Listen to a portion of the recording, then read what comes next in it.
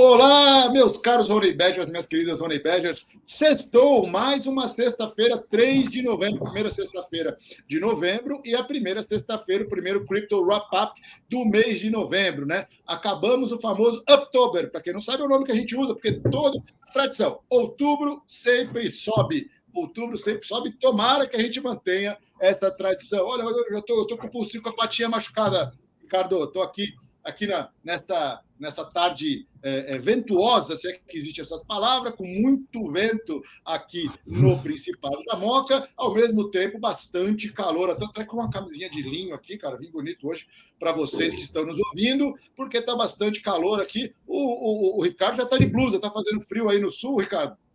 Cara, isso que eu ia comentar, em compensação aí, esse vento que chegou aí, ele passou por aqui, estamos no meio de uma tempestade aqui, não para de chover. O mês de outubro foi o Uptober aí, e aqui no sul, aqui em Porto Alegre, ele foi o mês da chuva, choveu pra caramba. Mas estamos aí, né, para mais um início de mês aí. Esse mês, como a gente comentou aí, como todos viram, foi um mês bastante movimentado. Quero até deixar o pessoal que estava nesse vídeo, a última análise que a gente fez aí de dados on-chain, ela foi bem completa, a gente passou por vários indicadores, indicadores de topo e fundo de mercado, de infraestrutura, passamos por indicadores de endereço também, porque quando o preço aumenta, isso se reflete diretamente, e hoje a gente vai dar mais uma reforçada também nesses indicadores aí, porque o movimento não acabou ainda, né, Rodrigo? É verdade. E você que está nos assistindo vai notar, a gente está focando muito na análise on-chain, justamente por ser algo único, algo que a gente acredita que seja um real diferencial na análise das principais ativos de cripto. E como eu falei, fechou o Uptober, tem bastante notícia, muita coisa interessante aconteceu nesse Uptober e que a gente vai tentar resumir para vocês no wrap-up de hoje e tentar dar um planejamento, dar uma ideia do que pode acontecer no mês de novembro, quanto à volatilidade, perfil dos preços, novos negócios, o que vem acontecendo e as principais notícias do mundo cripto para resumir para você. E eu já queria engatar com você, Ricardo. Eu vi que a gente já conversou durante essa semana, você preparou aí um resumo bem legal aí em relação a on-chain de Bitcoin e de Ethereum, com indicadores importantes, né? Principalmente nos próximos meses até o próximo halving, que é um fator importante que a gente vem batendo toda sexta-feira, em toda conversa com vocês, existem aí questões importantes, além do halving, mas o halving realmente é um evento, vamos dizer, quase que místico do Bitcoin e que pode trazer uma volatilidade e uma expectativa de preços bastante interessante para você. Então, já engata aí com a sua análise, Ricardo, fica à vontade, a audiência é sua. Vamos lá. A gente teve aí essa movimentação, eu vou puxar aqui o gráfico na tela, está carregando aí o Glassnode. Tivemos, né, esse aumento de preço, um dos indicadores que eu sempre trago aqui, e ele já está aqui, ele já carregou essa linha laranja que está na tela aqui, o preço realizado, tá? O preço realizado, ele respondeu, né, passando aí de $20.600.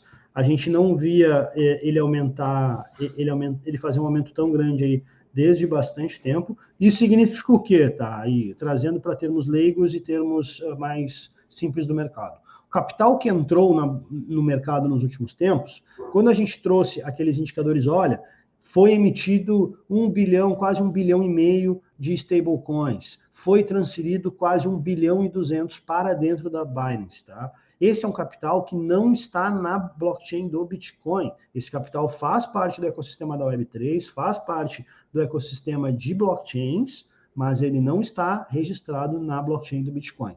Esse capital, a gente imagina, né, a gente espera, na verdade, que ele vá fluindo naturalmente para o Bitcoin pelas questões de aspectos monetários, aspectos de ativo interessantes que o mercado se interessa, e por isso a gente vai ver um aumento no preço realizado, mas a gente vê esse aumento acontecer aos poucos. Então, se o Bitcoin der uma martelada de 50% para cima amanhã, por exemplo, no preço das corretoras, a gente não vai ver esses mesmos 50% de aumento nesse mesmo período no preço realizado. Esse aumento ele vai acabar sendo consolidado ao longo do tempo, conforme as pessoas vão transformando esse dinheiro que estava lá, porque as pessoas precisam enxergar isso, né? O mapa do dinheiro. O dinheiro estava lá em Tether, daí ele saiu do Tether, passou para dentro da Binance, operou, fez negociações, virou criptomoedas que a gente talvez nem tome conhecimento, e saiu de lá e foi para uma carteira frias, né, uma cold wallet, digamos assim, de alguém que está juntando bitcoins. No momento em que cair lá nessa cold wallet da pessoa que está juntando bitcoins, aí a gente começa a ver o aumento do preço realizado. Então, a emissão de Tether não necessariamente aumenta o preço realizado do Bitcoin, mas ela é mais um fator para a gente ficar esperto, para a gente acompanhar. Outro indicador aqui, que esse aqui eu até comentei que eu sou chato, tá, Rodrigo? Porque isso aqui, para mim, é para quem gosta de fazer negociações, para quem gosta de operar no mercado, principalmente para quem gosta de fazer swing trade. Para day trade fica um pouco mais complicado, porque os dados são dos dias anteriores, mas para a gente fazer swing trade a gente consegue ter uma boa noção. NUPL, o lucro não realizado, né, ou o prejuízo não realizado na rede, o balanço entre os dois. Nos afastamos bastante daquela zona ali laranja, que é uma zona ideal de acumulação, e quero deixar aqui, porque a gente já teve operações lá atrás, em junho, que a pessoa que pegou aqui a nossa indicação, com certeza aproveitou, complementou com outras informações do mercado, outras informações de corretoras, e pôde fazer boas negociações. Agora a gente vê um movimento ainda mais forte, ainda mais volátil, né? Uma subida de preço mais repentina. Pegando aqui o fundo lá no dia 11 de setembro de 2023, tivemos o Bitcoin a 25.131 dólares. Pegando o topo, 35.421 dólares em 11 de novembro. Então, em 1 de novembro. Então, de 11 de setembro para 1 de novembro, a gente teve aí 10 mil aproximadamente, né, 10.300 dólares de aumento no preço do Bitcoin. Quem usou o NUPL para guiar a negociação através daí, fez dinheiro. Esse é o ponto que eu quero dizer, e é por isso que eu trago esse indicador todas as vezes. Claro que a gente não usa ele sozinho, do lado eu tenho o MVRV Score aqui, que confirma, tá, que ele está no ano, eu vou botar 6 meses para a gente ter mais ou menos, olha como é parecido o gráfico. Olha como ele se comporta de maneira semelhante. Então, ele confirma, mas ele confirma utilizando outros dados. Aqui a gente tem lucros e prejuízos não realizados, aqui a gente tem a comparação entre o valuation do mercado e o valor realizado da blockchain. Então, criamos fatores indiferentes. Outro fator que depois eu quero comentar aqui, Rodrigo, na questão do Ether, tá?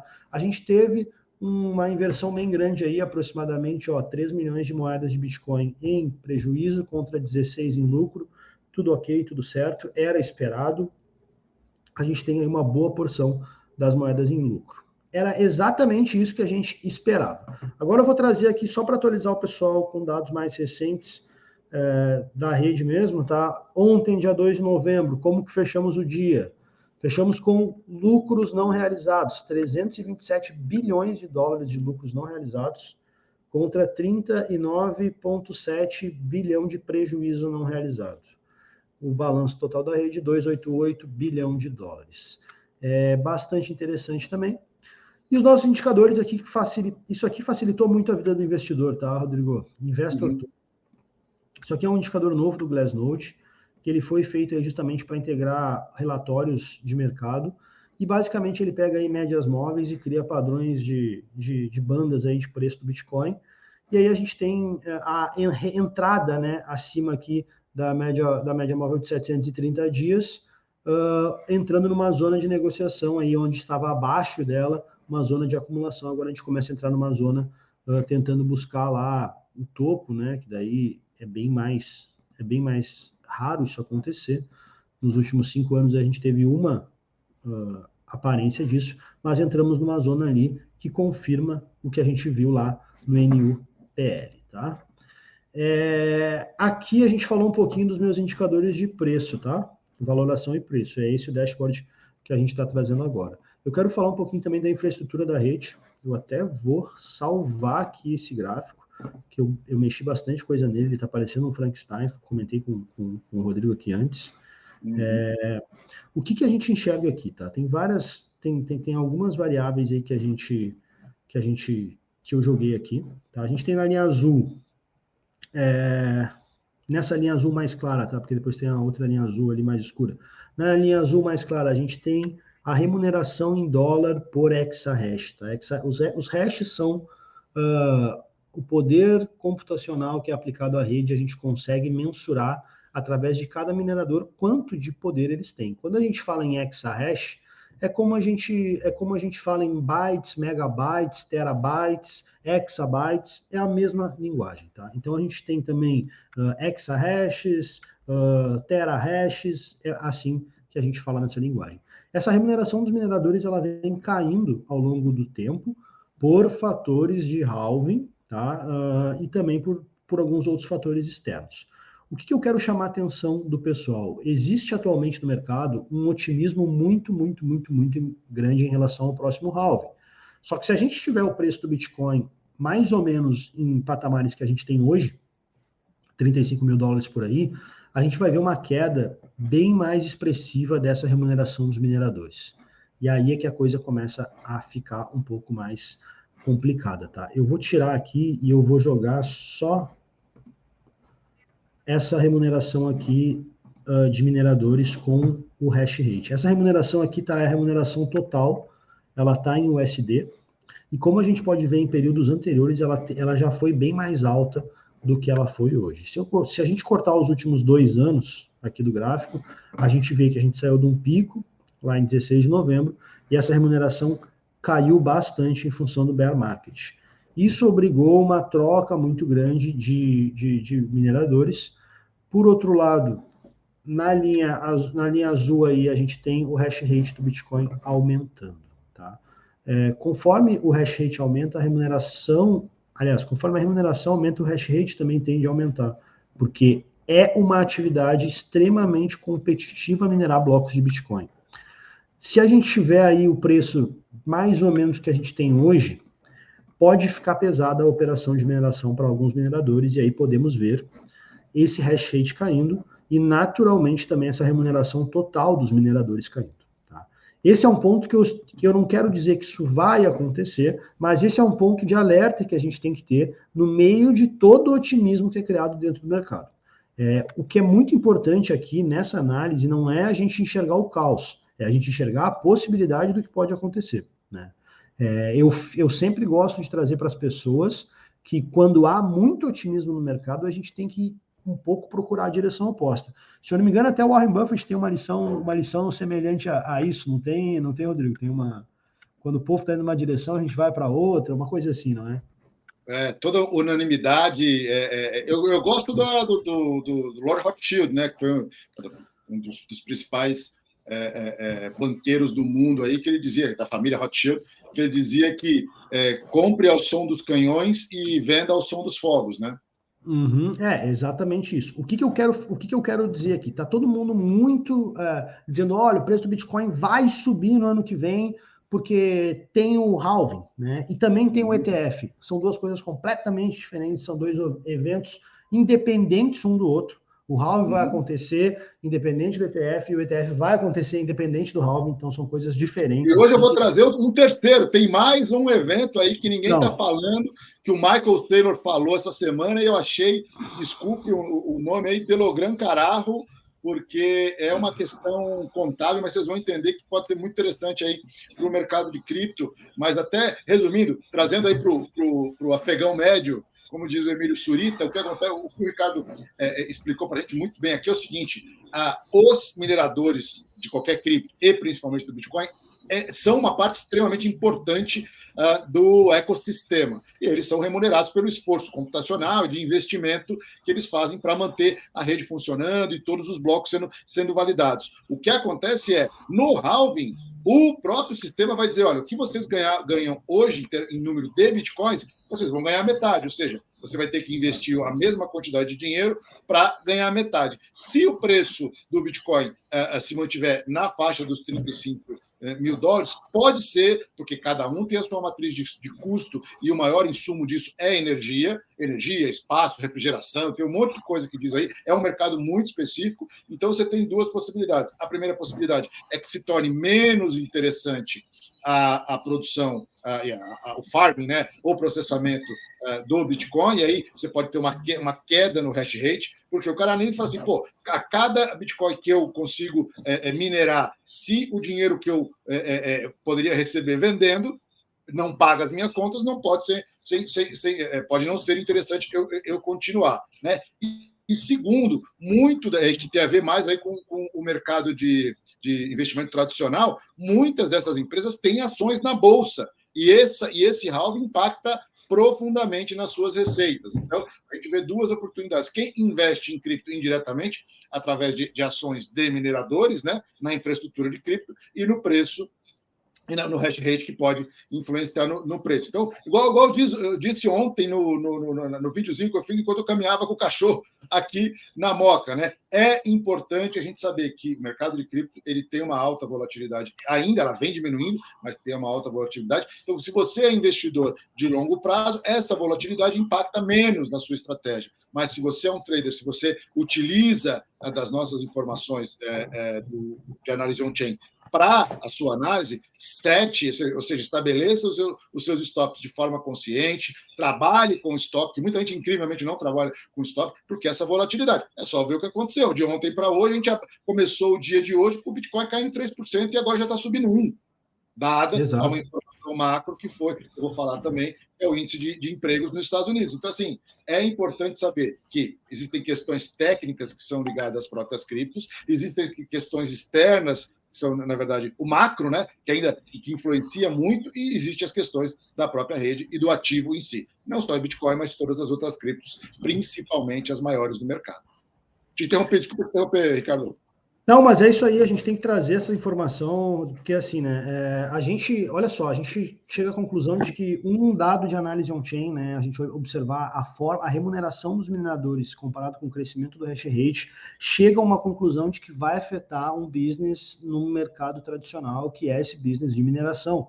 Então, olhando para um dado de análise on-chain, a gente faz uma análise de fundamentos que vai chegar lá num outro business que hoje faz parte do mercado tradicional, do mercado financeiro tradicional, e não necessariamente o investidor que está posicionado nesse ativo, ele conhece esse ativo nesses detalhes que a gente está trazendo. Muitas vezes a pessoa está participando do ativo porque o assessor vendeu para aquela pessoa dentro da corretora, convenceu a pessoa de que aquilo era uma boa, porque a mineração de criptomoedas agora está em alta e é um mercado promissor, mas a pessoa não tem essa informação, às vezes nem mesmo o analista tem informação de que o halving pode ser um evento de reorganização do mercado de mineração, né? Então, isso aí é muito importante. Já que a gente está falando de mercado de mineração, tá? Eu trouxe aqui para a gente complementar ainda nessa direção aí de olhar para indicadores de endereços. Balanço... Só um comentário, Ricardo, desculpa te interromper novamente. Existe até ETFs de mineradores. Existem ETFs no mundo, né? Até eu lembro um de cabeça aqui, que é o Valkyrie Bitcoin Miners ETF, que é um ETF, ou seja, é um Exchange Traded Fund, no qual eles investem em empresas de mineração do mundo cripto, o que, na verdade, como a gente faz, impacta até no mercado financeiro tradicional. Com certeza. E assim, ó, para a gente passar aqui também, ainda já que estamos falando dos mineradores, ó, preço do Bitcoin lá em 31 de agosto de 2012, tá? $10. E aí a gente tinha 2,6 milhão de Bitcoins no balanço dos mineradores, tá?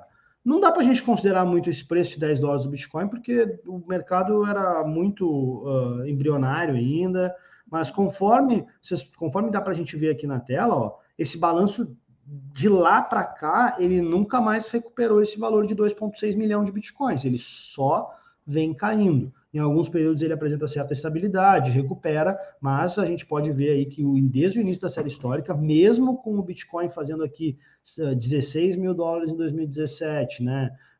$60 mil em 2021, o balanço dos mineradores nunca mais voltou para patamares acima de 2 milhões de bitcoins. A gente perdeu esse valor aqui, ó, há muito tempo atrás, tá? A gente perdeu esse valor aqui, ó, lá em 2014, 2015, isso, 2015, ó, em março de 2015, perdemos, né, os mineradores perderam esse valor de 2 milhões de bitcoins nas suas carteiras e nunca mais recuperaram este valor, e esse valor vem caindo aos poucos ao longo do tempo, tá? Essa é uma informação também importante. O mesmo acontece com as corretoras, tá? Com as corretoras a gente já noticiou aí mais vezes, porque isso aqui sim traz uma relação direta com a confiança dos investidores, né?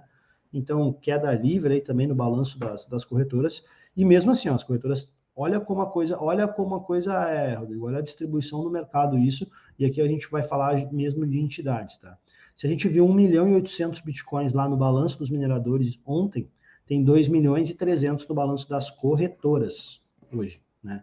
Lembrando aí que os mineradores colocam os novos bitcoins no mercado, enviam para as corretoras, vendem lá e nas corretoras é feita a descoberta de preços com o resto do mercado. Então, basicamente, hoje tem mais bitcoin na mão de corretora do que de minerador. Não sei até que ponto isso pode ser grave, não sei até que ponto essa informação também pode ser útil para a gente fazer qualquer tipo de análise. Número de moedas aí também, holded or lost coins, estamos nos aproximando, não chegamos no all-time high, mas o preço do Bitcoin aumentou, estamos nos aproximando de 8 milhões de Bitcoins perdidos ou em hold. 1.800.000 de Bitcoin na mão de minerador, 2.3 na mão de corredora e 7.9 perdido ou em hold. Parece que o Bitcoin está ficando muito mais escasso do que apenas o halving é capaz de criar de escassez, né? Olhando esses números absolutos aqui, a gente tem essa comparação. E vou puxar o último gráfico de análise de hoje aqui on-chain, tá? Que é a questão do Ether. Eu olhei essa informação agora um pouco antes da gente gravar o vídeo. Alguns indicadores, tá? Em relação a fundamentos do Ether, para mim, vem perdendo sentido com o passar do tempo, principalmente depois que houve ali a troca da prova de trabalho para a prova de Proof of Stake. Tivemos aí o hash rate, né, perdeu a função como indicador dentro da rede. Temos também aí outro indicador que para mim é complicado, já trouxe aqui, é o aumento expressivo do tamanho dos blocos com o tempo. Ele não está estável, parece que disparou, parece que não tem como voltar atrás. A equipe de devs aí vai ter que fazer alguma alteração, algo para corrigir isso. E aqui a gente teve o seguinte, a gente viu antes aqui, ó, supply, a quantidade de moedas em lucro e prejuízo de bitcoins, numa relação relativamente saudável de 16 milhões em lucro contra 3 milhões em prejuízo. Quando a gente aumenta aqui 2 anos no gráfico, tá, que é o que eu tenho no Ether, eu tenho inversões também, e lá atrás, ó, eu tinha mais ou menos patamares parecidos, tá? Lá em 2021, ó, 15 milhões, né, 16 milhões, mesmo, muito parecido. Passamos todo o bear market, um aumento das moedas em prejuízo, tudo bem. Olha como é que está a situação aqui dentro do Ether, tá? Lá no começo do gráfico, de 2 anos atrás, a gente tem um comportamento muito parecido com o Bitcoin. Uma grande proporção de moedas em lucro, com uma proporção pequena de moedas em prejuízo. Conforme o bear market se aprofundou, tivemos aqui uma inversão e agora a gente está com um número de moedas em prejuízo extremamente elevado na rede, tá? No momento atual aqui a gente tem mais moedas em lucro, tá? Até vou dar um zoom mais próximo aqui de 2 semanas. A gente tem aqui, ó, tivemos até uma inversão aqui, ó, 2 semanas, tá? Haviam mais Ether em prejuízo do que Ether em lucro. Mas mesmo assim o número está muito próximo, ó, são 58 contra 62. Em patamares atuais, agora a gente tem 68 em lucro contra 57 em prejuízo. Dado o aumento de preço dos últimos tempos, eu acho isso uma informação um pouco preocupante, porque a distribuição de moedas em lucro ou prejuízo não está mantendo uma relação histórica que mantinha com o Bitcoin. Existe um descolamento aí do entendimento por parte dos investidores do que são os ativos BTC e ETH em relação a isso. Tem o fator psicológico também aí que com certeza vai influenciar em decisões, que também é o preço, né? É o estar em lucro ou estar em prejuízo. Então, com uma distribuição nessa forma, quando a gente vê lá no Bitcoin, a gente tem muito mais pessoas em lucro do que pessoas em prejuízo. Fica um pouco mais fácil da gente entender que é mais fácil de virar, né? Aumentar o número de prejuízos, diminuir o número de lucros. Aqui a gente já está numa relação um pouco mais nebulosa há algum tempo. Tá? E Ricardo, tem um fator macro também, na verdade um fator estrutural. Houve durante um tempo alguma competição com o Bitcoin. Surgiram outras moedas que tentavam ser o novo Bitcoin, melhorado, Litecoin, uma porrada de moeda aí, e isso acabou morrendo, né? Bitcoin se consolidou como a principal moeda. Eu acredito que vai se tornar muito mais uma reserva de valor do que uma rede de pagamento e tal, mas é uma discussão filosófica. No caso do Ethereum é diferente. cada dia surge um novo Ethereum Killer, né? Uma plataforma de Exato. desenvolvimento de negócios. A gente vê um crescimento absurdo. Eu vou falar disso sobre a Solana. O preço da Solana subiu 200% só esse ano. Um monte de dinheiro indo para a Fundação Solana. Novos projetos, a tecnologia melhorando. Eu acho que é o maior competidor hoje da rede Ethereum é o Solana, né? Inclusive, eu vou falar sobre um report que saiu nos próximos dias aí. Mas, assim, a competição pela hegemonia na plataforma de criação de tokens e de estruturação de negócios baseados em blockchain é muito maior do que no caso do Bitcoin, que é um token de pagamento, ou seja, uma reserva de valor, ou o nome que você quiser dar pela sua compreensão. Então, eu acho que assim, essa competição vai aumentar, a mudança da estrutura de validação do Ethereum, do Proof of Stake, do Proof of Work para Proof of Stake, eu acho que trouxe para o mercado algum alívio no sentido de que os preços de processamento caíram, mas não caíram como a gente imaginava que iam cair, né? Ainda estão altos, né? Quem opera com stablecoin sabe disso, né? Se você operar como stablecoin, por exemplo, com SDT na rede Tron é infinitamente mais barato que você operar no Ethereum, fazer transações. Então, assim, eu ainda considero o Ethereum um puta projeto. Acho que assim, o Vitalik conseguiu capturar uma necessidade de desenvolvimento de novos negócios baseado em blockchain de forma magistral, mas os caras precisam correr porque a competição está vindo atrás deles aí em soluções que são mais rápidas, mais baratas, com uma linguagem de desenvolvimento, vamos dizer, não tão complexa ou mais fácil de fazer, e você tem aí surgido. A Polygon, que na verdade é uma segunda camada de melhorar, mas assim, você tem uma competição aguerrida de qual vai ser a plataforma de escolha do mercado, world class, como a gente usando o nome americano, para o desenvolvimento de novos tokens, né? Com certeza, né? E quando a gente olha também assim dentro dos aspectos aqui de análise on-chain, para quem está começando aí, quer começar a entender a análise on-chain, quando a gente busca aí informações, eu indico as pessoas a começarem pelos primeiros indicadores, tá? E por que eu estou falando isso e o que isso tem a ver com Solana e o que isso tem a ver com Ethereum? Os primeiros indicadores de noções de análise on-chain são indicadores de integridade monetária. São os mesmos indicadores que a gente usa nos dólares, nos reais, nos euros, né? São, por exemplo, aí, emissão, taxa de inflação, ativo circulante. Todos esses indicadores aí são indicadores que, nos últimos tempos, a gente vê muitas moedas batendo na trave em relação a isso. A gente até tem um termo, né, específico, né, que a gente usa, que são tokenomics, né, que são a lógica do token. A lógica do token envolve entender esses indicadores. Esses outros projetos que a gente vê, eles têm muito mais noções de web do que noções de moeda, né, do que noções de aspectos, né, apesar de terem aspectos monetários, não são indicadores que a gente consegue ter a mesma, como é que eu vou te dizer, transparência, fidelidade dos dados que a gente consegue ter em relação a Bitcoin. É legal também o pessoal ter essa noção, porque quando a gente fala de outros ativos e quando a gente fala também da análise on-chain, ela é capaz de trazer essa transparência. Como a gente trouxe aqui na análise de hoje alguns dados que, espelharam lá no mercado de mineração, né? É um outro ativo do mercado financeiro, é uma outra área. E essas outras moedas, né, a gente tem Solana, a gente tem Ethereum, é muito importante a gente entender que também existem fundamentos, a gente tem que buscar por esses fundamentos nelas, mas as possibilidades de ganho no mercado financeiro são às vezes descoladas desses fundamentos. E aí a gente tem que sempre alertar aqui quem está com a gente, né? Essa faz parte da gestão de risco individual de cada um. Então, cada um tem aí a sua noção, sabe aonde que o calo aperta, sabe aonde a gente pode ou não tomar risco. A nossa intenção com a Money Badger é sempre trazer para vocês dados aí cada vez mais fiéis, né, à realidade. E é muito bacana poder estar trazendo isso aí semanalmente, trazendo isso direto para vocês, porque faz parte de uma revolução aí financeira, de uma revolução até moral, a gente pode falar, né, Rodrigo? Que é a questão filosófica. Porque é a questão da transparência dos dados, né? Eu não tenho como mentir através de um node, né? Mas eu tenho como mentir através de um balanço patrimonial. Então, isso é uma informação muito, muito, muito valiosa, muito importante. E quando a gente vê aí outras moedas tentando tomar esse papel, né? É o Ethereum Killer, ou então é o Bitcoin Killer. Gente, vamos olhar os fundamentos, né?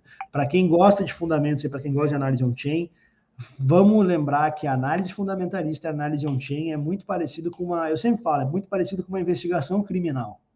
A gente entra na sala e tá lá a cena do crime, tá lá aquela coisa horrível, e aí a gente começa a buscar pistas, né? Olha, aconteceu dessa forma, né? Olha só, esses objetos fazem parte da cena, foram movimentados, mas por que movimentaram esses objetos? Foi para isso. Então, a partir esses são indicadores que a gente vai tomando, que a gente vai criando aí para buscar, né, um entendimento melhor do que aconteceu ali naquela cena do crime. Não é normal... É uma ressonância magnética online das redes, dos protocolos, né? 24/7, 365. Exatamente, né? E aí, quando a gente tem essa possibilidade, nós mesmos fazermos essa averiguação, é muito diferente, né? É muito mais valioso, inclusive, da gente pegar essa avaliação já pronta que uma pessoa fez, né? Que uma pessoa chegou e nos entregou. Não, tá aqui, ó, Rodrigo, foi isso aqui que aconteceu, tá aqui o meu relatório, tá aqui os meus papéis, eu avaliei, eu trouxe, e você acredite nisso, né? A partir desses dados que eu estou te informando.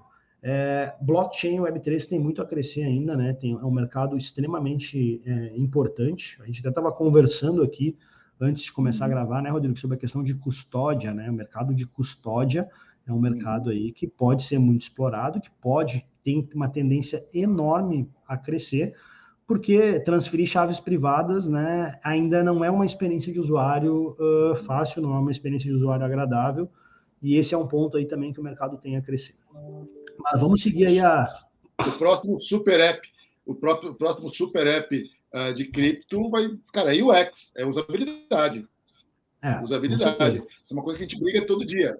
Tem soluções super seguras. Cara, é interessante que seja super segura, tem que ser super segura, mas a gente tem que investir muito na usabilidade. A gente nasceu com uma solução criada por geeks, por nerds, para nerds e para geeks. E a gente, se quiser realmente estar na boca do povo, estar no celular de qualquer pessoa, você vai ter que ter uma usabilidade tão simples quanto é um Pix, por exemplo. Tem que ter a segurança e, junto com isso, a liberdade, a descentralização, a autocustódia. São todos conceitos muito interessantes que a cripto trouxe para o mercado. E mais alguma coisa sobre análise on-chain? Não, acho que a gente está, por hoje a gente conseguiu trazer um compilado também de informações e de endereços, né, topos e fundos do mercado. Como o mercado está volátil, eu vou estar sempre trazendo isso, eu estou cada vez mais compilando dados, eu estou mexendo essa semana nos dashboards aqui, vou trazer bastante coisa nova aí, novos indicadores, estou criando umas coisas bem diferentes para as próximas análises. Muito bom, e ainda indo para o nosso wrap-up, né, para o nosso empacotamento de notícias e de coisas que impactaram no mundo cripto, como o October, né, como o outubro, foi um mês muito interessante, teve muita notícia que mexeu nos mercados, né? A gente falou 4 sexta-feiras atrás, no final de setembro, olha, vamos ter muita volatilidade nas próximas semanas aí, por vários motivos. A gente já citou a aprovação dos ETFs, o macro nos mercados, e entre outros motivos aí que causaram essa volatilidade, não só no mercado de cripto, mas nos mercados tradicionais também, né? A taxa de juros de longo prazo, ou o prêmio que o mercado pagava para os títulos do governo americano, teve alta histórica nos últimos 18 anos. Nesse mês, agora baixou, porque as expectativas estão melhorando. As ações consideradas de risco, né, as ações de tecnologia e outras ações também variavam muito. Houve, nas últimas 2 semanas, um descolamento do mundo cripto, dos principais ativos de cripto, das ações. Elas, por incrível que pareça, elas tiveram uma volatilidade menor do que os ativos de cripto, né? É um ambiente desafiador, a gente sabe disso, o que a gente tenta é trazer informação relevante, concreta e sólida para que você tome as suas decisões. E ainda, indo aí para esse nosso wrap-up do mundo cripto, né? A gente teve um assunto que é meu dia a dia, eu trabalho muito com isso, além da Honey Badger, que é a questão de tokenização. A gente teve um monte de notícia interessante de tokenização, mas uma que eu acho interessante trazer para vocês, porque apesar de já existirem tokens, ou seja, moedas digitais, ativos digitais que são lastreados por ouro físico, né, como o Paxos Gold, o SDT Gold, Tether Gold, né, já existem há muitos anos no mercado, a gente já operou muito, já teve até na plataforma que eu construí lá na Suíça, um ETF, né, que era dólar tokenizado, ouro e Bitcoin, né, como se fosse um ETF, uma estrutura de ETF, não era um ETF porque não era, era baseado em cripto, né, mas a estrutura era muito parecida, foi um dos produtos de mais sucesso que a gente teve de venda, mas o HSBC, um dos maiores bancos do mundo, baseado na Inglaterra e na Ásia,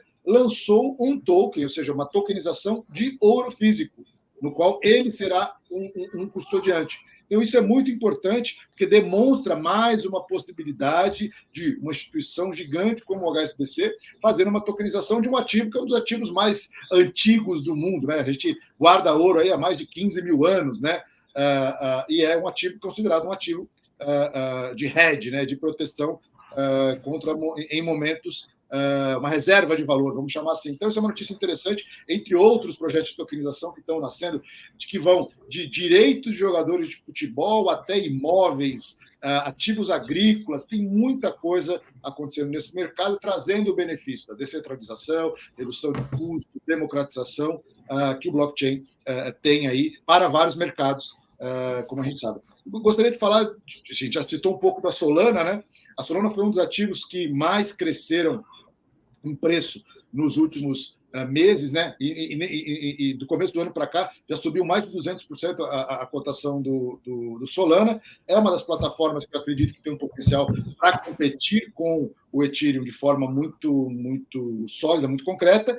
E o que aconteceu? E só nesse último mês, em outubro, né, no October, ela teve uma valorização de mais de 50% dos seus preços. E nas últimas semanas isso aconteceu, nos últimos dias, muito por um relatório, um report de uma asset management chamada VanEck, americana, que é uma das maiores e uma das primeiras a entrar no mundo cripto, no qual eles colocam a tecnologia Solana, a plataforma de desenvolvimento Solana, com características de quase $10 mil até 2030, né? Que seria uma valorização de mais de 1000%, assim, descomunal, mas o mais importante para mim é a análise pelo perfil tecnológico, né? Eles dizem que a tecnologia da Solana, diferente do Ethereum, pode ser a tecnologia que vai fazer que uma solução baseada em blockchain, um token criado em blockchain, possa ser a primeira solução a processar mais de 100 milhões de usuários. Ainda não existe nenhuma solução de blockchain que tenha esse número de usuários diários, né? Então, eles colocam que 100 milhões de usuários a próxima grande solução de blockchain que consiga atender mais de 100 milhões de usuários vai ser em Solana. Então, eu acho muito interessante esse report está na internet, quem quiser buscar, ainda está em inglês. Vou tentar pensar em como a gente pode traduzir isso para vocês, mandar aí nas nossas redes sociais, mas eu acho muito interessante esse report. Sobre o Solana, Solana é uma tecnologia que eu realmente acho interessante da gente acompanhar. Um outro fator interessante que aconteceu em outubro foi a dominância do BTC em relação ao resto do mercado. Ela vinha nos últimos meses menor do que 50%, e ela subiu de 48,8% no dia 1º de outubro, fechou o mês em 52,8%, chegando a atingir 53,5% do mercado cripto baseado em Bitcoin, né, a dominância do mercado, que é do total do market cap de todas as criptomoedas, quanto está em Bitcoin. Isso é interessante porque demonstra uma percepção do mercado de que o Bitcoin tem uma dominação. Claro que tem a ver com o ETF de spot, tem a ver com o halving. Então, assim, o mercado está se antecipando e já está precificando esses eventos que vão acontecer na rede Bitcoin. Uma coisa mais ligada ao macro, mais ligada à parte legal, né? Foi a vitória por parte de um projeto, um token propriamente dito, e uma emissora, uma gestora chamada Grayscale, que foi a vitória contra a vitória judicial da Grayscale e da Ripple, que emite um token já há muito tempo, né, para pagamento, que é o Ripple, que é a vitória deles contra a SEC e a decisão do juizado, ou seja, do judiciário, de que a SEC não pode recorrer. Então, assim, cara, eles ganharam. E, no caso da Grayscale, foi quanto à emissão de um ETF. né? Foi um processo que a Grayscale moveu quanto a SEC, dizendo, pô, eu estou cumprindo, tá aqui a regra, eu acredito que eu cumpra todos, você não pode ficar me negando, você tem que me dar uma decisão contra ao ETF. Então, isso foi uma coisa interessante. Mas indo para o macro também, a gente teve, no meio de outubro, as declarações do Larry Fink. Larry Fink, para quem não sabe, é o gestor e CEO da BlackRock, que é a maior asset manager do mundo, com perto de 13 trilhões de dólares sob gestão, não, 11 trilhões de dólares sob gestão, é dinheiro para caramba, e ele, numa entrevista na CNBC, ele comentou, né, respondendo algumas perguntas, de que, cara, esse movimento dos preços do Bitcoin tem a ver com dois fatores. Primeiro, a instabilidade nas moedas, ou seja, ninguém sabe muito o que vão acontecer com as principais moedas do mundo, com os títulos americanos, e que, por isso, o mercado passou a ver a Bitcoin, especificamente, como um flight to quality, ou seja, realmente entendendo ele como uma posição que possa representar uma reserva de valor e uma preservação de patrimônio das principais carteiras. Isso é muito interessante, é com certeza um dos caras mais bem informados do mundo, os maiores gestores do mundo, e ouvir dele isso é sensacional, além do fato que ele falou dos ETFs e da aprovação do ETF, e a BlackRock é uma das gestoras que está com o processo de aprovação do seu ETF de spot, né? Cara, indo para a área mais técnica, né, que eu acho legal, não, assim, até voltando, falando especificamente da parte mais macro, né? A gente teve, eu falei ontem, vamos tomar cuidado, o Bitcoin está subindo, está batendo, passou dos 34 mil dólares, mas pode ter uma correçãozinha. Essa correção aconteceu hoje pela manhã, entre ontem à noite e hoje pela manhã, e uma notícia do mundo do macro, né, da macroeconomia, foi muito interessante, não só para o Bitcoin, mas para as ações e os ativos considerados de risco, que é o índice de emprego nos Estados Unidos. Né? A expectativa era de 180 mil empregos criados e veio 150. Por que é isso importante? O mundo inteiro está preocupado com a inflação nos Estados Unidos, porque a inflação nos Estados Unidos, a economia está muito aquecida, gerando inflação, não é só por causa disso, pela emissão massiva de dólares no mundo, mas um resfriamento na demanda de empregos pode significar que a economia está se estabilizando. Se ela está se estabilizando, a inflação tende a estabilizar também, e a necessidade de manutenção dos juros altos ou de subida dos juros altos no patamar de uma economia sólida pode também arrefecer, o que diz que existe mais espaço para investimentos nos ativos de maior risco, que geram mais receita e geram mais yield e tudo mais, e o mercado cripto se beneficia disso. Então, o Bitcoin teve uma subida aí nas últimas horas, né? Um outro fator interessante, lembra que eu falei para você, Ricardo, me interrompa quando você quiser, sobre que Michael Saylor deu uma declaração muito interessante sobre um outro evento, uma outra mudança que pode impactar muito nos preços do Bitcoin. Ele é um maximalista, ele acredita basicamente no Bitcoin, e é uma perspectiva que eu não estava levando em consideração, e comecei a pesquisar depois dessa declaração. Essa declaração dele foi feita no meio dessa semana, que ele falou o seguinte, ele falou, olha, um outro fator que pode mudar muito o patamar de preços é que no modelo contábil americano, um patrimônio que a empresa tenha em Bitcoin ou outros ativos digitais, né, no modelo GAAP, né, GAAP, que é o modelo contábil americano, né, até anotei aqui para não esquecer, o investimento, o ativo Bitcoin e outros ativos digitais, ele tem que ser contabilizado como chama indefinitive lived intangible assets, né? É um ativo intangível, né?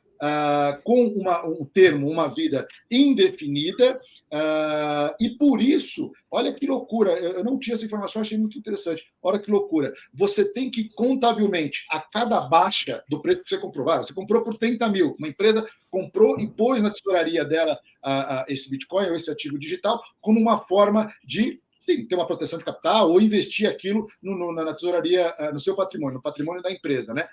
Na regra contábil americana, a cada queda, você tem que contabilizar a queda.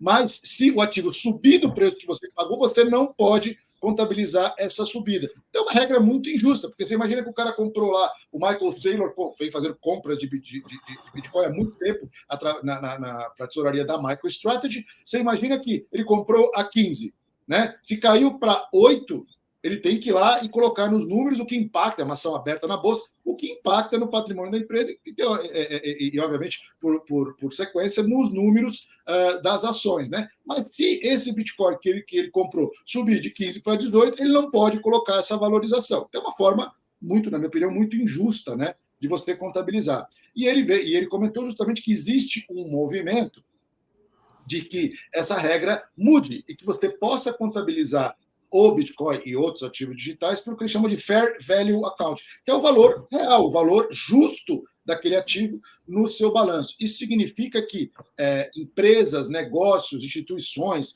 que tenham ações abertas, né, e outras que também tenham, de alguma forma, o valuation das suas ações a mercado, que comprem esse ativo digitais e coloquem no patrimônio, no treasury da sua empresa, ter uma avaliação justa. Que quer dizer, putz, eu sou uma empresa e eu acredito que o token de ouro do HSBC vai ser interessante como uma proteção de valor. Ou eu quero comprar Bitcoin para colocar no meu patrimônio como um investimento, ou qualquer outra coisa, que a cada balanço ele seja contabilizado pelo valor daquele momento, né? E que se estabeleça uma regra, que seja o valor da Coinbase ou uma mediana dos valores, porque assim, quando cai eu sou obrigado, mas quando sobe eu não tenho o benefício. Então ele colocou isso como um evento também muito importante, porque hoje muitas empresas, na visão dele, em palavras dele, não investem e não colocam parte do seu patrimônio, parte do seu caixa, parte do seu treasury em cripto, porque ele tem esse risco de impactar nas suas ações pelo modelo contábil hoje vigente. Então, ele acredita que nos próximos meses essa regra vai mudar. Então, assim, é menor do que o halving e do que os ETFs, mas é um outro ponto que pode dizer, vai faltar Bitcoin no mercado, porque, na visão dele, eu concordo, existem empresas que querem, né, por vários motivos, como as próprias empresas mineradoras, por exemplo, que podem ter esse Bitcoin nos seus balanços e melhorar aí o seu balanço, ou ter uma avaliação mais justa desses ativos, né? Falamos disso, falei do macro. Um outro fator interessante, agora mais da área técnica, é um anúncio da Lightning Labs. Lightning Labs, para quem não sabe, é a criadora do Lightning, né, do protocolo Lightning, que é uma segunda camada que vai em cima do protocolo do Bitcoin, né, com a promessa de trazer mais agilidade, de fazer as transações serem mais rápidas, mais baratas, ou seja, melhorar a experiência de uso e o que pode ser feito dentro da tecnologia do protocolo do blockchain do Bitcoin. Ela lançou uma nova versão, que deve sair agora em janeiro, né, um avanço do protocolo, né, chamado Taproot Assets, que basicamente é a possibilidade de você criar tokens que sejam lastreados por ativos reais, né, ou uma tokenização de ativos baseada no protocolo do Bitcoin. Se isso é bom ou ruim, eu acho que como avanço tecnológico é muito bom. Para a rede Bitcoin pode causar... Lembra lá dos NFTs que aumentaram o custo da rede? Ainda não tive detalhes de como isso vai ser tratado, mas demonstra que mesmo dentro do protocolo, mesmo dentro da rede Bitcoin, existem soluções de segunda camada que vêm trabalhando para utilizar a rede, que é a mais antiga, a mais sólida, que tem o maior número de mineradores, etc., para fazer outras soluções, além só do que o Bitcoin faz hoje, que é um sistema de pagamentos, reserva de valor e etc. Vocês têm algum comentário quanto a isso? Eu acredito também muito, tá, nessa segunda camada do Bitcoin, como para a gente conseguir agregar realmente um pouco mais valor na rede, tá? Por quê? Porque a gente tem problemas de valuation quando a gente fala de outros tokens, né? Isso aí já é histórico no mercado. E quando a gente fala de Bitcoin, justamente por essas questões aqui de análise on-chain, de transparência de dados, fica mais fácil da gente verificar depois o que foi feito e o que foi validado dentro dessa rede. Assim, aí a gente tem todo um desafio, né? É importante a gente também fazer esse disclaimer, que vem em relação aos usuários, né? Vamos lembrar aí que a gente já tem a Lightning Network aí, que a gente está brigando para aumentar cada vez mais o número de usuários, porque isso é um grande dilema que existe dentro das criptomoedas, né? Para algumas pessoas, a pessoa prefere migrar para outro token e utilizar outro token para fazer um pagamento, como por exemplo, do que usar a Lightning. Então, hoje as pessoas têm que fazer essa opção, ou usar a Lightning, ou usar outro token, e quando a gente abre essa possibilidade para o Bitcoin do Taproot, a gente também vai criar essa possibilidade para as pessoas terem essa escolha. Então, até as pessoas escolherem aí utilizar Bitcoin, vai um tempo, Mas sem dúvida é um fator aí que é muito importante e é uma notícia que vai, eu vejo como uma notícia bombástica aí, porque muda um pouco o rumo do jogo. E aqui na Honeybell a gente vai acompanhar o desenvolvimento aí desse Taproot Assets, né? Como é que isso vai acontecer aí no Lightning Labs e como esse protocolo de segunda camada vai desenvolver isso. E para terminar a nossa análise de hoje, não foi em outubro, foi ontem, mas acho que ainda tem a ver com o October, né? Não só pela medida de preço, mas provando que ainda bem que existem países sérios onde vagabundo, onde picareta é punido quando ele é processado. Saiu ontem o veredito em relação ao nosso querido SBF, né? Sam Bankman-Fried, que era, quem não sabe, o CEO da FTX. Ele está sofrendo um julgamento muito sério por todos os males, por todas as fraudes que na gestão dele aconteceram na FTX, e foi o primeiro gestor, a primeira pessoa que participava aí da gestão da FTX a ser julgada. Ainda não saiu a pena, mas estão dizendo que deve ser algo perto de mais de 100 anos de prisão, mas o mais importante é que saiu o veredito e, para todas as acusações, de forma unânime, o júri do Distrito de Nova York, de forma unânime, deu ele como culpado. Ou seja, é irrefutável as acusações, as provas que foram apresentadas pela promotoria, e a gente não deseja o mal de ninguém, mas vagabundo e picareta tem que se ferrar mesmo. Tomara que isso seja um exemplo para que outros gestores, outros empreendedores no mundo cripto realmente aproveitem essa nova tecnologia, essa disrupção que o blockchain trouxe para o mundo para fazer negócios sérios, tratem de forma cuidadosa o dinheiro dos outros, né, que estavam investido lá, e que não usem para fins políticos, para toda essa porcariada toda que aconteceu na FTX. Isso sirva como um exemplo, e até o promotor do caso disse assim: se depender da justiça americana, eles chamam de crypto crooks, né? Ou seja, os picaretas do mundo cripto vão ser julgados e estarão com algemas, né? Então, eu acho isso muito interessante, fazendo uma tradução livre da declaração do nosso querido promotor. Era isso, que a gente seja um Up November também, né? Que a gente tenha uma sequência, né? E outra, seja baseada em informação sólida, não só em especulação, não só em hype, mas que os principais ativos de cripto tenham um outubro bom aí, e que você que nos acompanha possa aproveitar essa informação sólida que a gente trabalha com tanto carinho para trazer para vocês aí, e você criar seu conceito, né? E tome a sua decisão de investimento. Lembrando que todas as informações que são trazidas aqui é de caráter educacional e não uma indicação de investimento. Um grande abraço para você. Não sei se você tem mais alguma coisa para falar.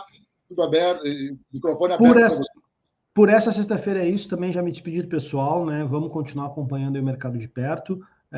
Estou confiante aí. Acho que o mês de novembro vai ser bom. Tem muita notícia macro aí para acontecer. Vamos esperar por isso. É isso aí. O November Up. Depende do nome, não importa o nome, né? O que importa é que a gente vai estar sempre com vocês aqui trazendo boa informação que a gente acredita concreta, que vão impactar nos preços dos principais ativos de cripto. Um grande abraço desde aqui da nossa querida Principal da Moca, o nosso querido Ricardo lá em Porto Alegre, tomando chuva, eu aqui suando, porque apesar que começou a chover agora, mas está um calorão danado. Um grande abraço para vocês, fiquem bem, tenham um ótimo final de semana e uma semana muito proveitosa. Tchau, tchau. Falou.